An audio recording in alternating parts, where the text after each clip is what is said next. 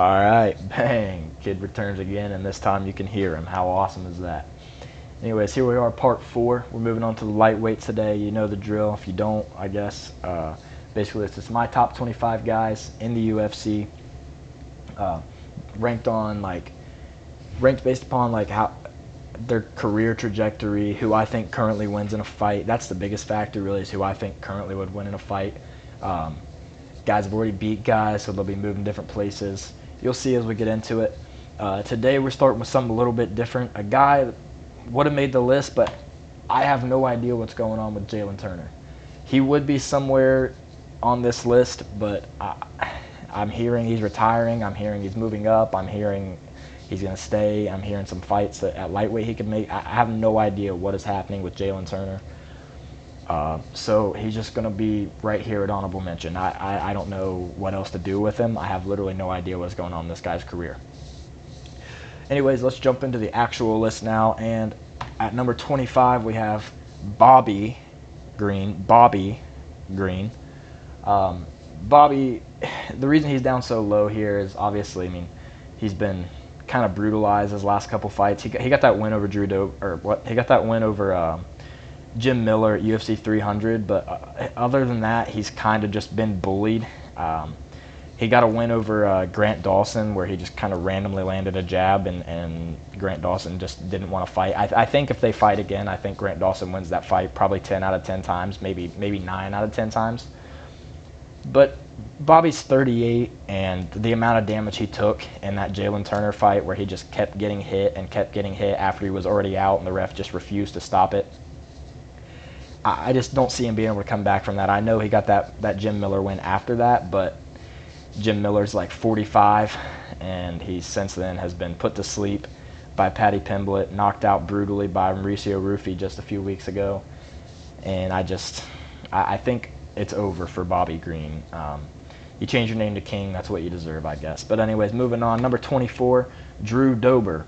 Drew lost his last fight to John Silva, and before that, he lost to Renato Moicano in a very close fight, very competitive fight. It was really a fun fight. His granite chin got cracked by Matt Frivola a few years ago. So that's why he's going to find himself so far down the list. He was ranked, I believe. I think he was 14 or 15 when he fought Matt Frivola, and he was starting to look good. He looked good in that loss against John Silva. John Silva's just a step ahead of him. He was faster, and he was probably more powerful. Ended up landing that nasty elbow that cut him open, and that was ultimately the end of the fight because of the doctor stoppage. But Drew Dober, he's getting older, but he's still got it a little bit. I think he can still beat a lot of guys at lightweight, but unfortunately, a few losses recently, and he's aging, so finds himself down the list here at number 24. Moving on to a prospect here at number 23, we have, I don't know how to say it. I think it's like Muktabek Odobai, something like that. I don't know. He's looked great in the UFC so far. His one loss there is to Mateusz Rebecki, who we'll talk about in a little bit. In a very competitive, very fun fight, very back and forth. It seemed like at any point in that fight, either of them could have finished the other, but somehow, miraculously, they made it to the scorecards, and Rebecki got the win.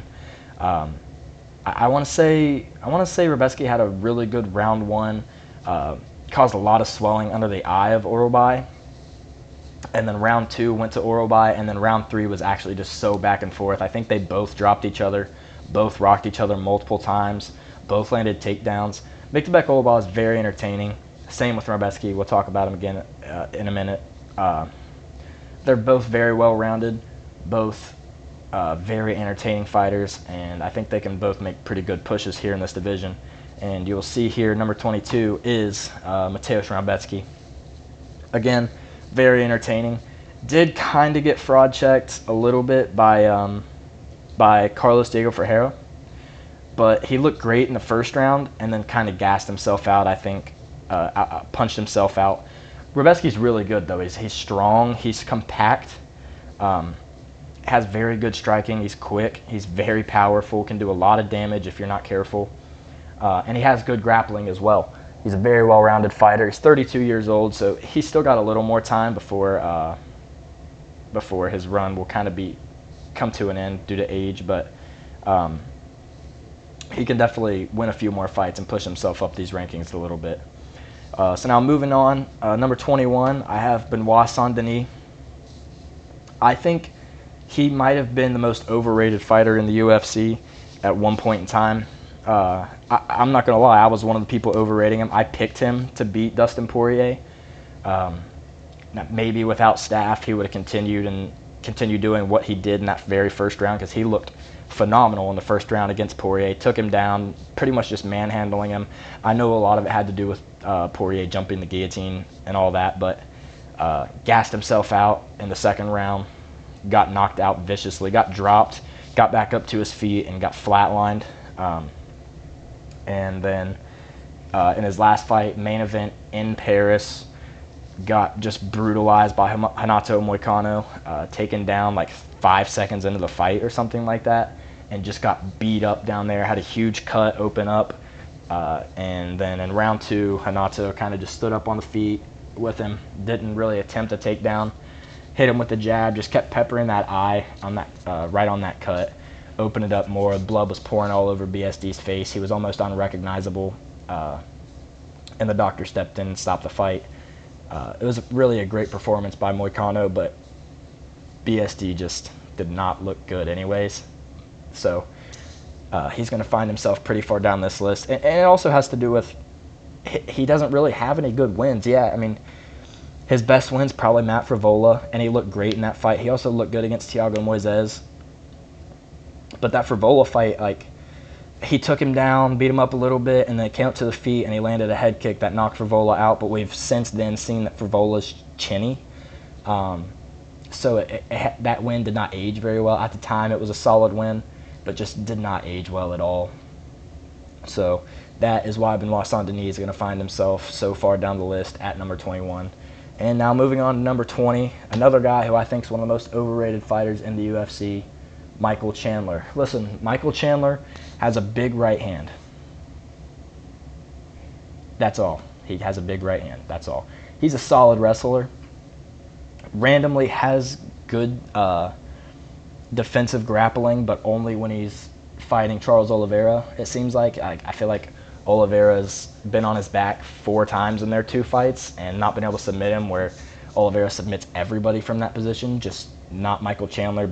But then he goes and gets rear naked choked by Dustin Poirier. I don't know. He had a really fun competitive fight against Justin Gaethje. Ended up losing on the scorecards, I thought, pretty clearly. He didn't look awful in that fight, but Gaethje just looked better. Knocked him down with a really clean uppercut, and had that left hook he threw after the uppercut landed, Michael Chandler might not have been awake.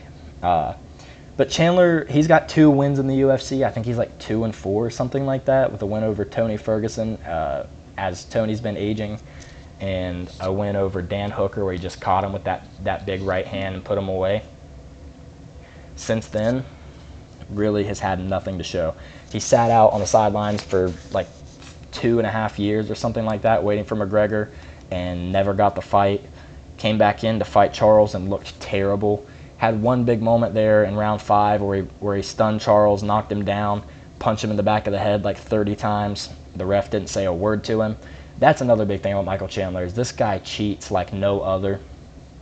And so those are pretty much the reasons why he's so far down on this list. I'm not a big fan of Michael Chandler. I simply don't see it. I think he's powerful, and I think he has decent wrestling, and that is it. He has no finishing ability on the ground. His kicks aren't great. I know he landed a front kick on Tony Ferguson, but that's 1 in a million. So, yeah, so there it is. Michael Chandler at number 20. Moving on to number 19. This one kind of hurts a little bit. I'm a Dariush fan. He's a good Christian man. Great guy. One of the nicest guys in the UFC. Unfortunately, his chin is just gone. He got knocked out by Charles, which was excusable. Charles has plenty of knockouts on his resume, but then he got knocked out by Arman Sarukian with just a straight right hand, and it was just one of those moments where it's like, man, this guy is old. He didn't look great in either of those fights. Looked better in the Charles fight than he did in the Arman fight, but neither of them were good. almost got submitted by Charles. There was a moment where I think Charles was circling around to his back, and then Dariush was able to Granby roll out of it and protect himself. But then he just got knocked out anyways. Didn't look good on the feet. He looked slow and old against Arman, which is weird because he's not even that old. He's 35, which is not that old for. I mean, it's relatively old, I guess, for a lightweight, but it's not. I don't know. I mean, he's just not super old. You know what I mean? Like, but he looks physically and when he's fighting like he's in his 40s. He's slow. Has lost all of his power that he had. His grappling's still good, but that's something that's going to be hard to, like, you know, you're not going to just lose grappling ability just because you got a little bit older. He was never like a super athletic guy anyway, so he's held on to that grappling skill because it was all mainly just technique anyway. So he's held on to that, but pretty much everything else is gone. His chin, his power, his speed. Yeah, so unfortunately, Beneil Dariush finds himself at number 19. Moving on, another up-and-coming guy who I'm a big fan of right now, Fares Ziam. Another guy who really doesn't have many big wins. He's on a 5-fight win streak right now. His last loss was in 2022. I believe he got submitted by Terrence McKinney. I can't remember for sure if it was submission or what happened, but since then picked up a few wins. He just came off a win over Mike Davis, which is a very, very competitive fight. Brutally knocked out Matt Frivola with one of the nastiest knees I've seen. Dominated that fight, looked fantastic, and then landed that knee right out of the clinch and, I mean, put Frivola to sleep for like 5 minutes. It was unbelievable. He generated so much power on that knee from so close. It was super impressive. And he also has a win over Jai Herbert, which is not a great win, but it's a win nonetheless. A name that you'll know, right? He's not a terrible fighter. So now, anyways, moving on. At number 17, we have Grant KGD Dawson. Grant's another guy. He's looked good, but he doesn't have like great wins. He's got a win over Demir Ismagulov and a win over Carlos Diego Ferreira. Not fantastic wins, but he only has one loss in the UFC, and that was that weird, just random jab that slept him against Bobby Green. But he's looked very good. In the fight he just had at UFC 311 in January against Diego Ferreira, he looked great. His top control was fantastic. His wrestling was fantastic, and he looked improved on the feet. There's definitely a lot of upside for Grant Dawson. He's only 31, so he's going to keep getting better. He definitely has a lot of potential. He could make that Sean Brady kind of jump that we just saw, I believe, where he continues to improve on the feet and on the ground and just turns into like this unstoppable, dominant grappler. But we will see, I guess, how that goes. For now, he will be at number 17 on the list. Up next, another very exciting contender, Joel Alvarez. This guy is excitement personified. He's hard-hitting, he's long, he's fast. He's very, very slick on the feet, and he's slick on the ground too. He's got a few submission wins. He only has 2 losses in the UFC. He lost to Arman Sarukian, which is not something to be ashamed of, and he lost to Demir Ismagulov in his UFC debut. I can't remember what year that was, a few years ago. But he's got a few good wins. He just beat Jakar Close. He got a win over Elvis Brenner and a win over Mark Jacasey, which, I mean, like I said, they're not great wins. They're wins. And he beat those guys all by finish. He has a very high finishing rate. Like I said, he's powerful. He's slick on the ground, slick on the feet. Very exciting fighter. So now moving on into the top 15, we have Mauricio Rufy. Now, here's why I have Rufy over Joel Alvarez, and it's very simple. Fighting nerds. That is it. He's looked great in his 3 wins. Bullied Jamie Malarkey and finished him, I believe, in round 1. Just spinning wheel kicked Bobby Green and put him out cold. And then he looked great against James Lomtop on short notice. Lomtop was on short notice. He missed weight as well, so his cardio looked much better. His chin was much better. And Mauricio Rufy still dropped him, I think, twice. Had lots of highlights. This guy is so slick on the feet. And if you put his clips, if you like flip his clips to make him like a southpaw, this guy is literally prime Conor McGregor. he's fantastic on the feet, and he's so young. He's 28 years old. He's only getting better. He's with the Fighting Nerds. He has a great team around him, great coaches. He's flashy, he's fun, and he's a fighting nerd, and that's all there is really to say about Mauricio Rufy. So now moving on to number 14, I have Ignacio Bahamondes. He's looked great in his last few fights. He lost his debut fight to Ludovic Klein. Since then, he's picked up a win over Manuel Torres. He had that wheel kick. I can't remember who it was against, but he had a nice wheel kick KO. He just recently submitted Jalen Turner. Looked really good in that fight. He's very fast on the feet. He's powerful on the feet. He's slick, and we just recently have gotten to see that he has a little bit of a ground game to him. So that's why he's above Joel Alvarez and Mauricio Rufy. I believe that he has the advantage on the ground. All three of these guys are going to be staples in the lightweight division, in my opinion. They're all three young. Bahamondes even younger than Rufy. He's 27. So these guys are going to all three make pushes up the rankings, and they're going to be around for a while, in my opinion. So now moving on to the guy that beat Bahamondes, Ludovic Klein. He had 2 losses pretty early in his UFC. I think he went 1-2 to start his career in the UFC, and that since then he's on a 7-fight unbeaten streak with a win over, like I said, Ignacio Bahamondes, and a win over Thiago Moises. He had a draw somewhere in there. I can't remember who it was against. I think it was like he won 3 and then drew a fight and then won 3 more. But he's looked great in pretty much every performance. So not much you could say other than that. Moving on here now to number 12, Rafael Fiziev. So Fiziev lost in his debut. It's kind of like a thing you'll see throughout this list, is a lot of guys kind of just lost their debut and then kept pushing.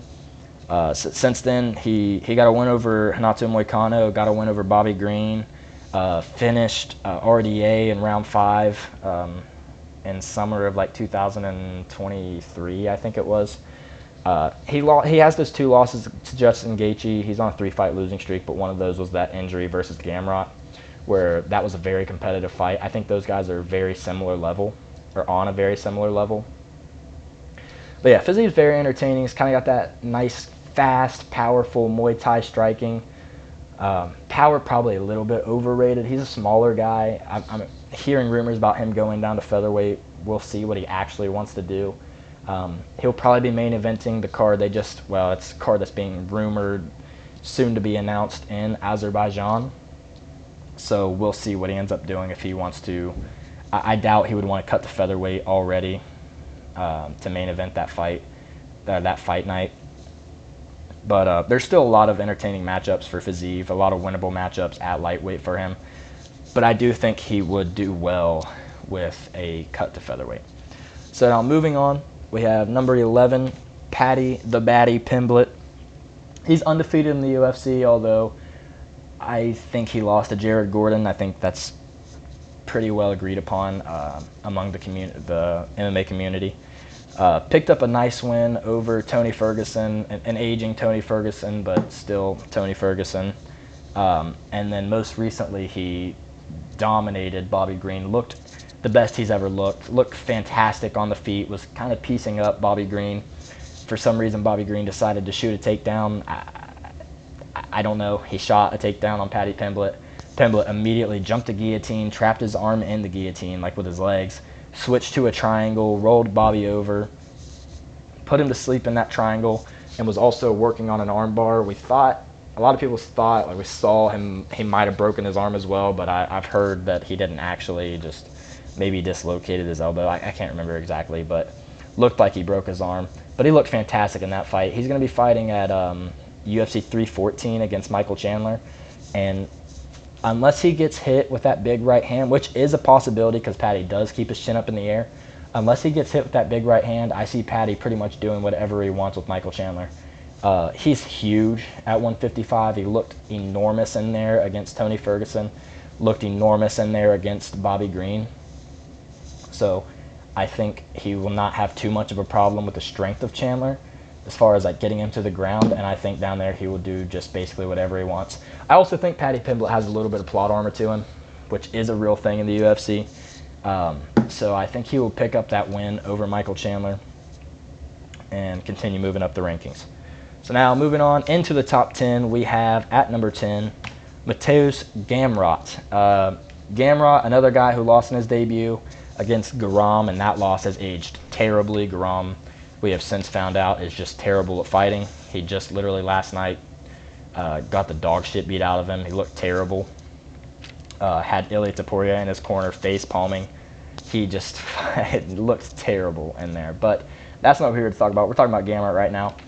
Gamrot lost his last fight to Dan Hooker, but that was a very close competitive fight. I believe he dropped Dan Hooker as well, which is something we would never expect from Mateusz Gamrot, but apparently it's something that is the case. He's a great wrestler, great grappler. I believe, yeah, he picked up a win over Jalen Turner. He's got that win over RDA before that Hooker fight, where I'm pretty sure he got dropped by RDA in round 1, came back, and basically just wrestle-fucked him in rounds 2 and 3. He had that win over Fiziev, like we just talked about, but that was an injury, and that was a competitive fight before. And he also has a win over Arman Sarukian, which is very, very impressive. So Gamrot got great potential. He's getting a little older for lightweight. He's 34, so maybe he's toward the peak of what he'll do in the sport, the peak of his skill, but I think he'll be around for at least a year or two more towards this kind of top 10 area of the division, that 15 to 10 kind of area, 15 range. But anyway, so now moving on next, number 9, I have Dan Hooker. Now Dan kind of bounced back and forth between featherweight and lightweight, eventually settled here at lightweight. His losses are Michael Chandler. He got hit by that right hand. Just happened to be one of the victims that did get hit by it. Got put out. He got submitted by Islam Makhachev by that famous clip of the Kimura and Khabib like right in front of him, coaching him, telling him exactly what to do. So he finished that on Dan Hooker, and then he, in his first kind of surge up the lightweight rankings, he ended up losing to Dustin Poirier. Both of those guys were in the hospital. That was a great, super competitive fight. I would love to see that fight again now with tattooed Hangman. I think he's a different fighter now. Still would be a super fun competitive fight. But he has a few. He does have a few losses there.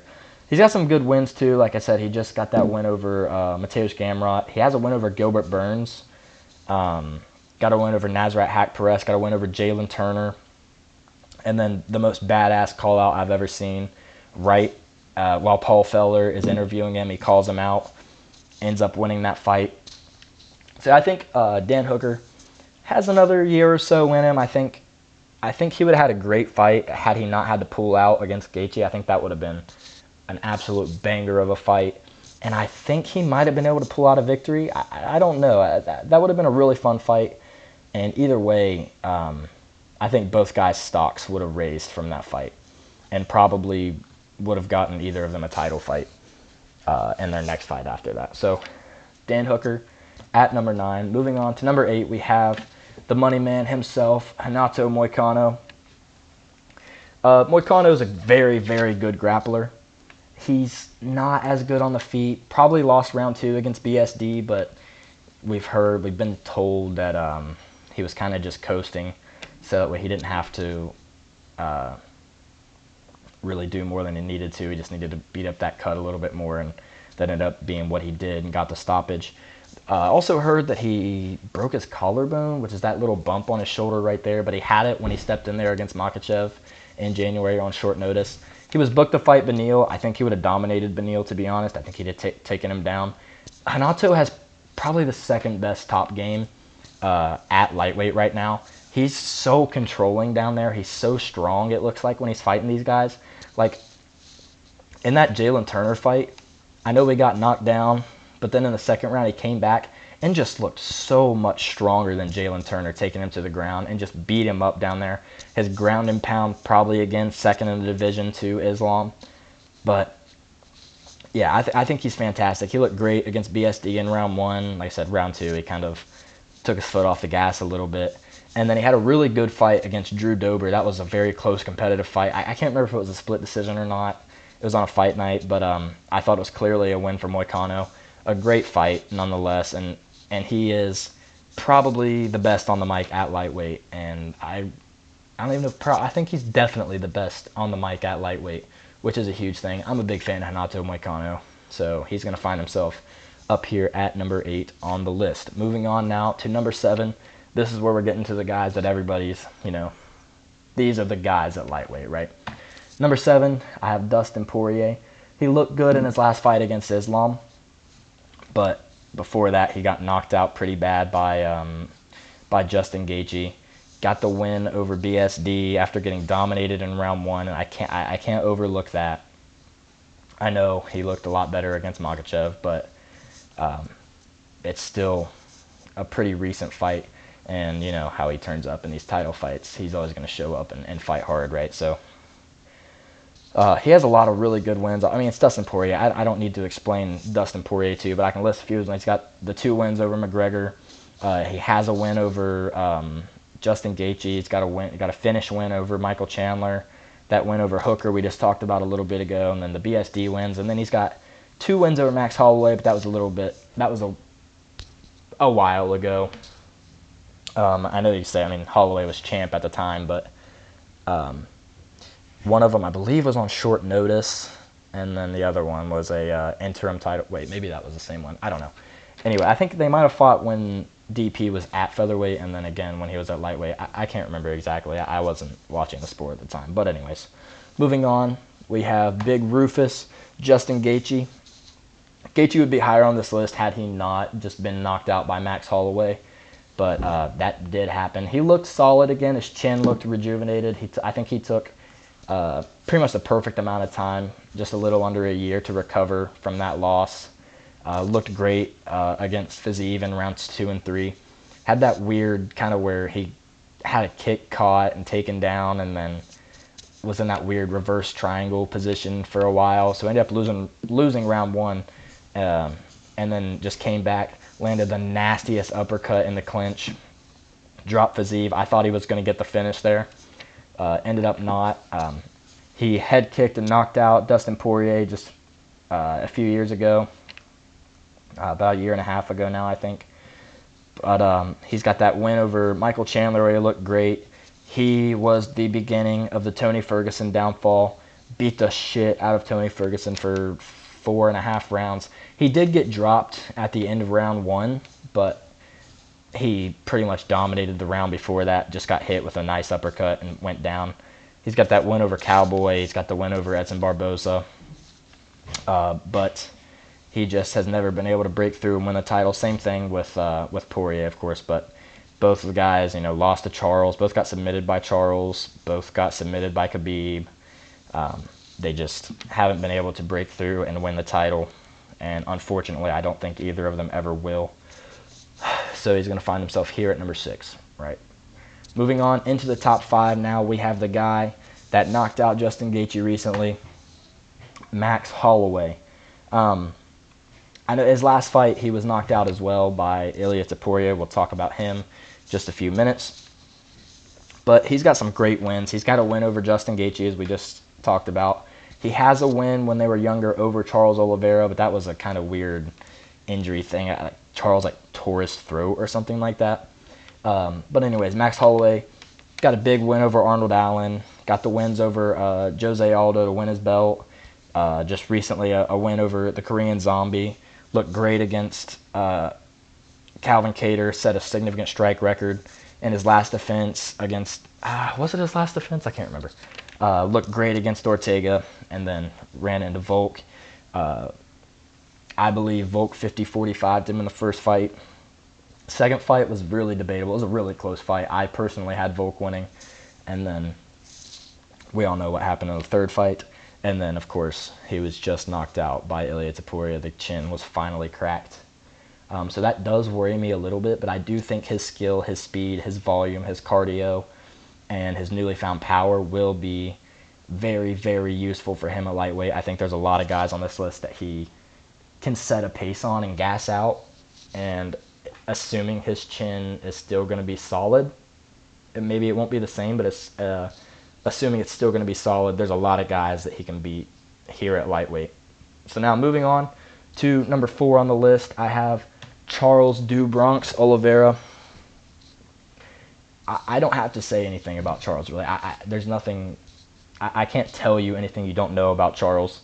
Had a kid, bleached his hair, won the belt, had the most exciting title reign probably in lightweight history with the wins over Poirier, the wins over Gaethje, the win over Chandler to win the belt, and then just beat Chandler again recently, pretty dominantly, looked great in that fight, had better defense than he's had.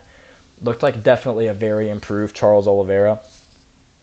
He lost at UFC 300 to Arman Tsarukyan, and then he lost at UFC 281 where he lost his, I guess technically he wasn't holding the belt, but we all know the champion has a name. Lost his belt to Islam where he got dropped and submitted. That's really when we kind of all realized that Islam Makhachev is the real deal.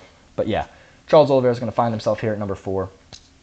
Great fighter, great striking, powerful, he's long, has great technique. He does a really good job at staying in position, and then obviously has the most dangerous jiu-jitsu in the history of the UFC. He's got the most submissions, most finishes.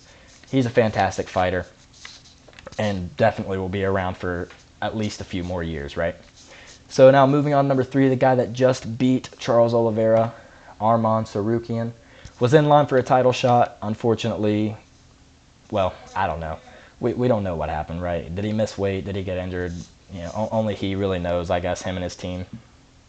So Arman's very good, and he's very young. He's 28 years old. He looked great on the feet against Charles, which is not something I expected. I picked Charles to win that fight based on I thought